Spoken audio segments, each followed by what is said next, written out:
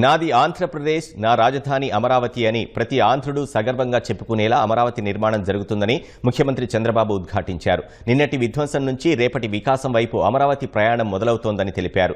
కుట్రలు కుతంత్రాలతో ఆంధ్రుల స్వప్నాన్ని దెబ్బతీయలేరని చాటి చెప్పేందుకే ప్రధాని చేతుల మీదుగా మే 2న రాజధాని పనులు పునఃప్రారంభించనున్నట్లు వివరించారు. గత సర్కార్ అమరావతిని దెబ్బతీయాలని అనేక కుట్రలు, దాడులు చేసిందని ధ్వజమెత్తారు.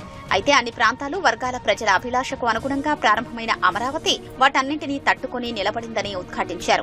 కూటమి ప్రభుత్వం అధికారంలోకి వచ్చిన 10 నెలల్లోనే గత ప్రభుత్వ విధ్వంసం వల్ల ఎదురైన సవాళ్లను పరిష్కరించి నిలిచిపోయిన పనుల్ని పట్టాలెక్కిస్తున్నామని వివరించారు. ప్రధాని రాజధాని నిర్మాణంపై ఎంతో ఆసక్తిగా ఉన్నారన్న సీఎం ఢిల్లీలో జరిగిన భేటీలో సందర్భంగా పలు సూచనలు చేశారని తెలిపారు. మన అమరావతి, మన రాజధాని ప్రతి ఒక్కరి నినాదం కావాలని ముఖ్యమంత్రి స్పష్టం చేశారు.